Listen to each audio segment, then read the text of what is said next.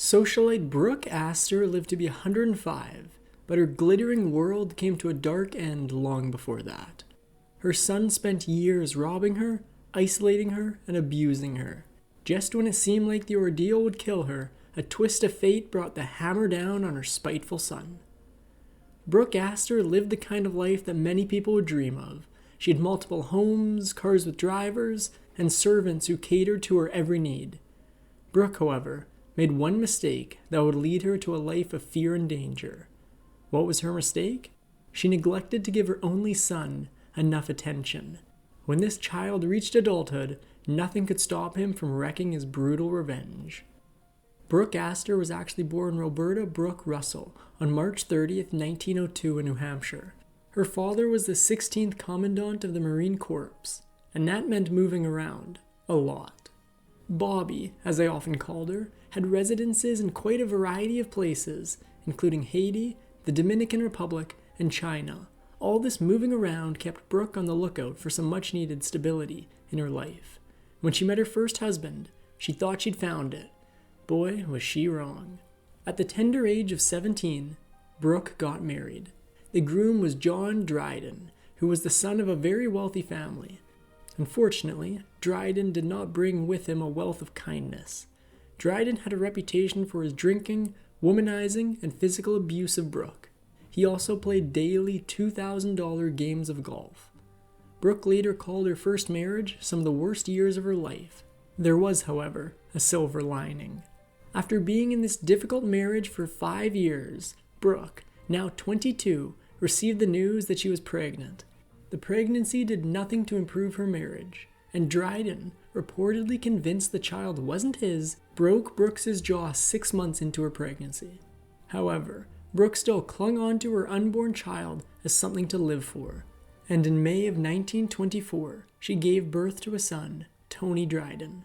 While this may sound like a ray of hope, we'll soon see that this child would be nothing but a world of trouble for poor Brooke Astor. By 1930, 11 years into her horrible marriage, Brooke filed for and received a divorce. She then gave herself a reward for surviving, a lover. This was the over-the-top, handsome British film, TV, and radio star Brian Aherne. Brooke must have been on top of the world to be canoodling with a man who would go on to play King Arthur, not once, but twice. This was definitely fun for Brooke, but was he marriage material? Dating a handsome actor had its benefits, but Brooke had much different plans for herself in mind. For marriage, she chose to go with someone with actual money, Charles Henry Marshall, a senior partner in an investment firm. Brooke said that it wasn't just about the cash, though, and that she truly loved Marshall. There was, however, one problem. Marshall was not overly fond of her son Tony. Marshall had children of his own that kept him busy, and they seemed to take a lot of Brooke's time as well. Sadly, Tony began to feel neglected by both his mother and stepfather. Even though Tony was still a child, he would remember this rejection for the rest of his life. Brooke's son Tony was getting harder and harder to handle.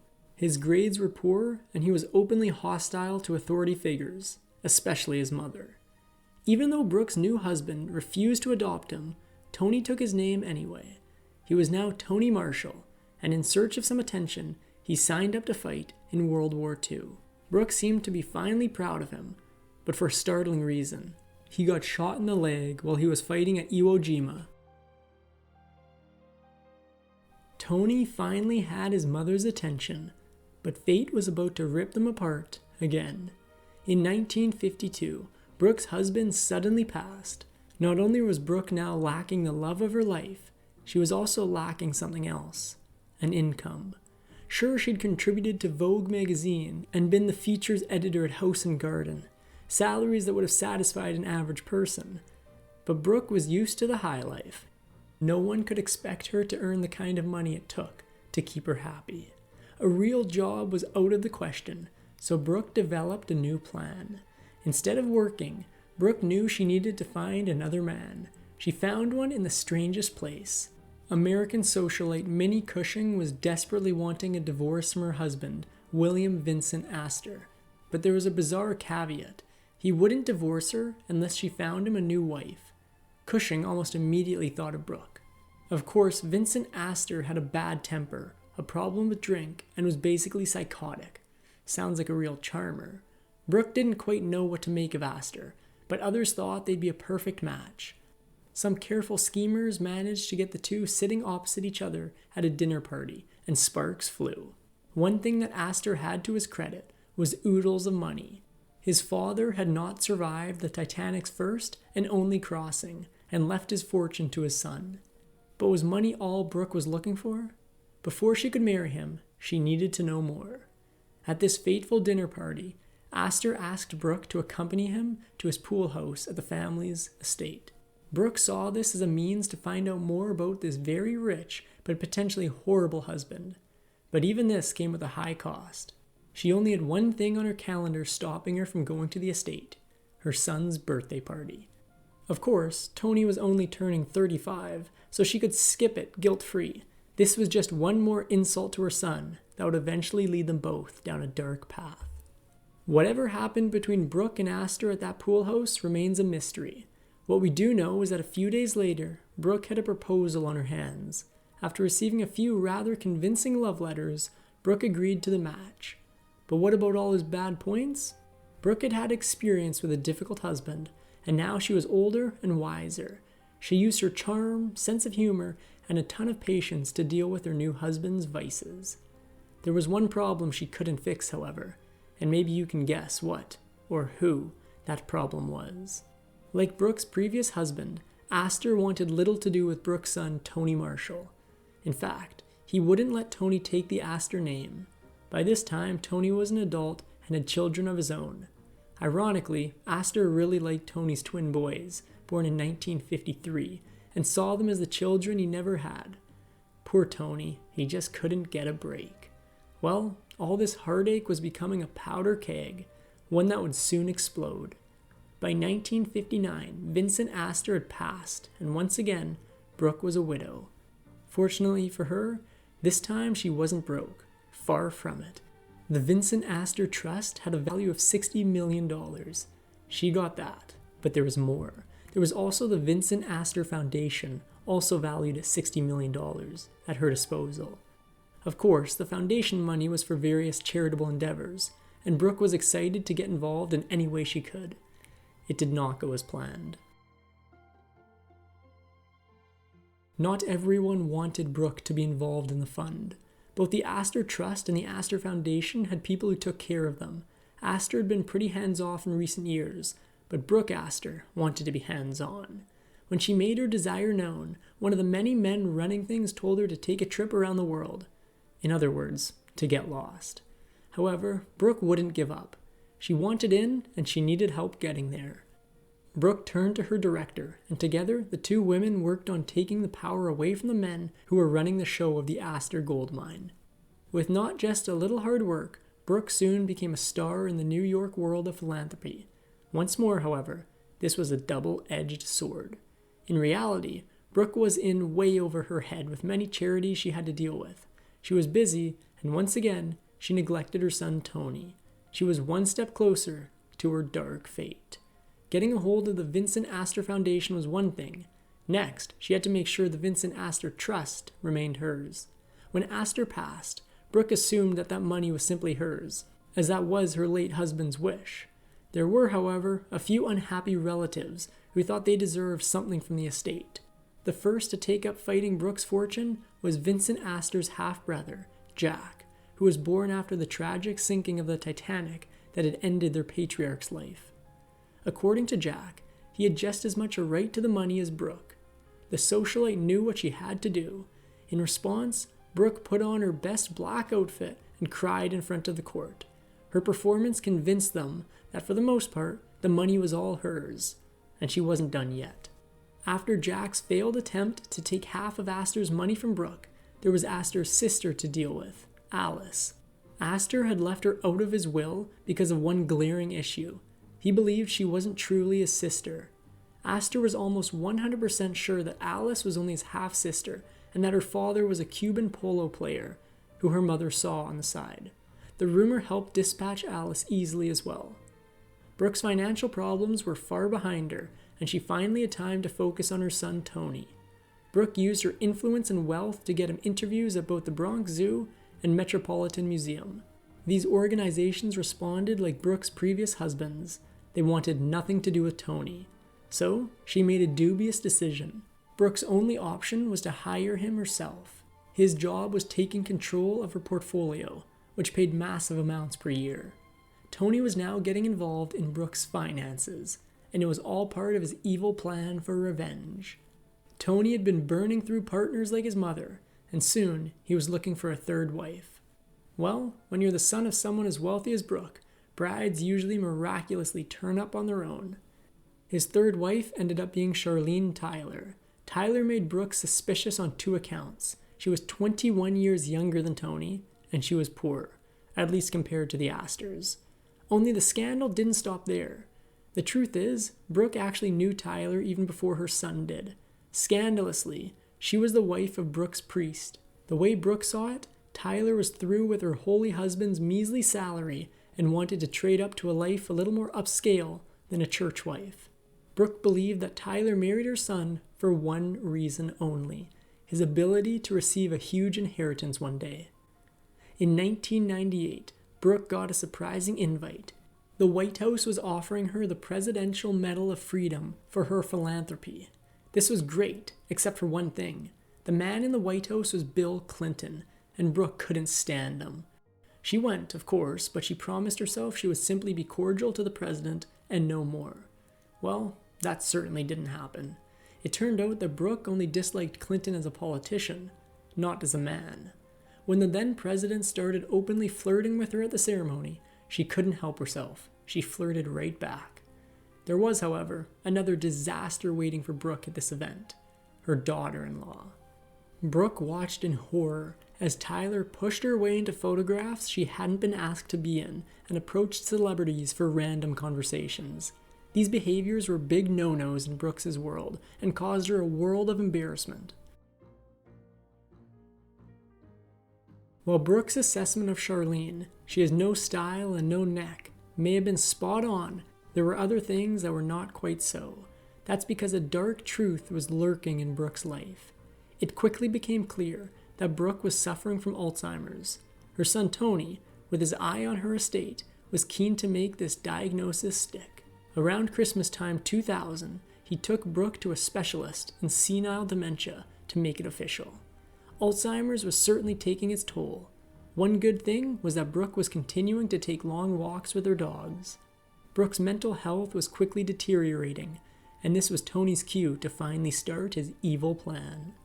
Tony was already Brooke's power of attorney, but he shared the role with Henry Christensen III from the law firm Sullivan and Cromwell. Tony went to Christensen with a valid concern. What if his mother outlived him? Tony, after all, had a pacemaker and had already had several heart attacks. He wanted to make sure his wife would get something from the Astor estate if he was gone. Christensen wasn't having any of this, and instead of getting money for his wife, Tony walked away with a 2% raise. However, Tony had a plan B to get more of his mother's money.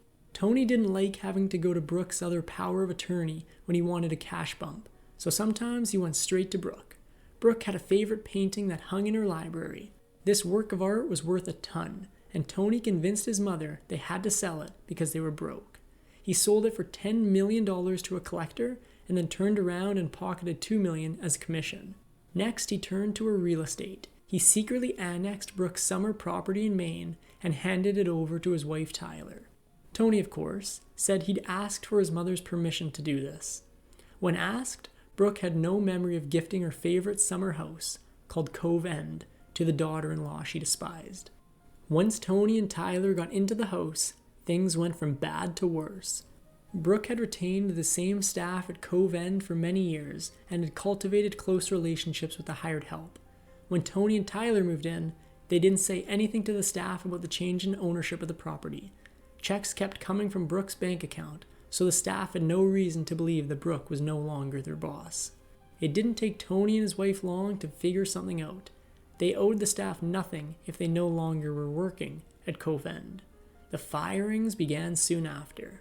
It was becoming clear that Tony did not have his mother's best interests in mind. Meanwhile, Brooke's mental health was suffering and her nurses had some concerns.